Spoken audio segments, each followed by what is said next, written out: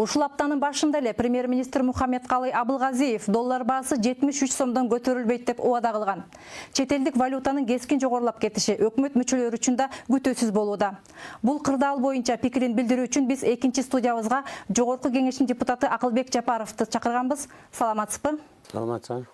Акылбек Усенбекович, бул аптада доллар кескин кымбаттап кетти. Сизде кандай божомолдор бар? Мындан ары дагы кымбатташы мүмкүнбү?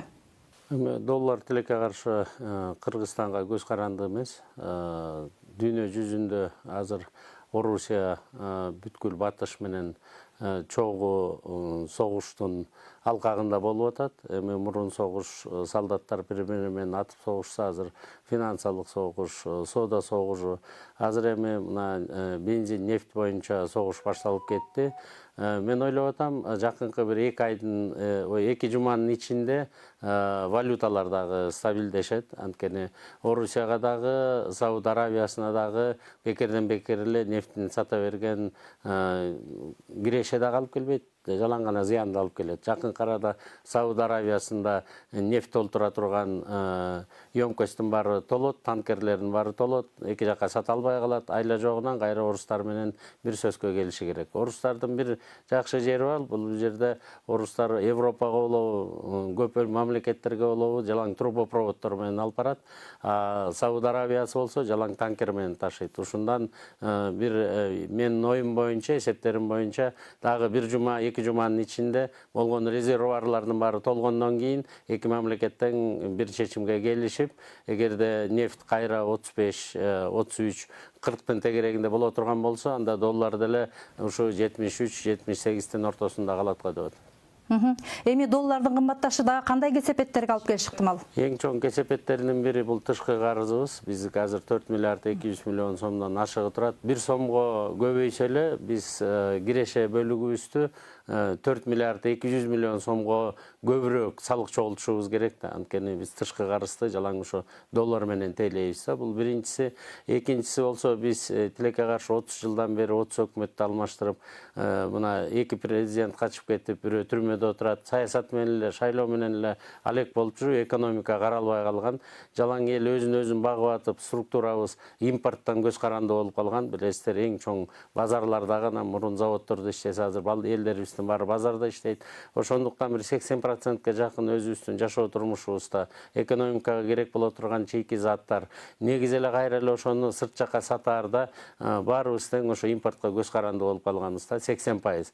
Демек, доллар жанагындай согуштун кесепетинен бизден эмес, бөлөк өлкөлөрдүн согушунун кесепетинен, конкуренциянын кесепетинен көтөрүлө турган болсо, биздин баалар дагы көтөрүлөт да. Мына тилекке каршы биздин экономикабыздын структурасы да ошондой болуп калган.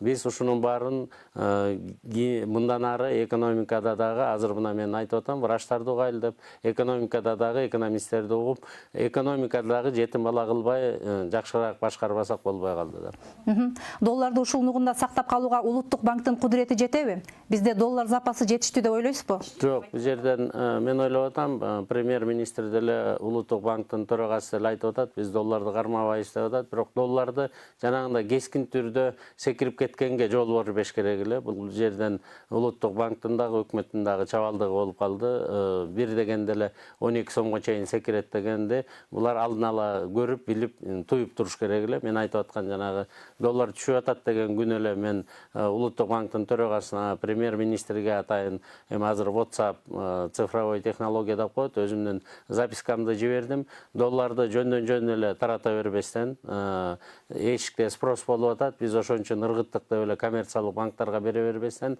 кимдин контрактысы болсо чет мамлекет менен, же болсо ким кредитин төлөйм деп атса, ошолорго гана бергиле десем, бүгүнкүгө чейин жакшы ушунун ыкмасын өздөштүрө албай атышат да.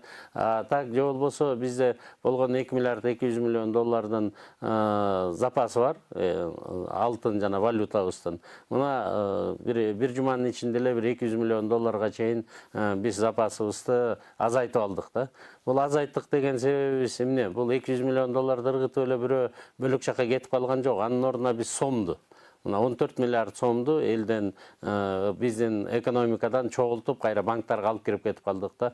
Бул мындай кризис учурунда көп жакшы эмес көрсөткүчтөрдүн бири. Наоборот, элдин баары коркуп, соода саттык жүрбөй атканда өкмөт улуттук банк акчанын көлөмүн көбөйтүш керек да. Доллардын куну өсүшүнө байланыштуу биздин ишкерлерге насыядан жеңилдиктер берилиши керек деп ойлойсузбу? Себеби ансыз деле коронавируска байланышкан кырдаалдын айынан алар кирешеден кол жууп жатпайбы? Коронавируска мен бир ай мурун эле айткам, өкмөткө даярданып, анткени былтыркы жылдын отчету мына өкмөттүккө бизге келди. Мен анализ кылсам 863 миң киши кредит алган экен.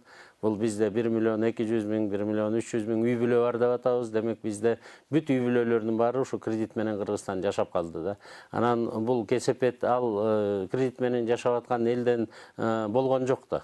Туурабы? Бул коронавирус келип калды. Мына жанагы мен айтып аткан валюта согуштары болуп калды. Ошондуктан биз ушу кредиттердин баарын бир ай мурун өкмөткө дагы сунуш киргизгем. Улуттук банк өкмөнү проценттердин баарын тоңдуруп, ушу 3 айга, керек болсо кийин 6 айга чейин же ушу жылдын аягына чейин биз коммерциялык банктар аркылуу жалаң 863 кишиге түздөн-түз жардам бере албасак дагы, ошо бир 25ке жакын банк бар, 25ке жакын кредиттик союздар бар экен.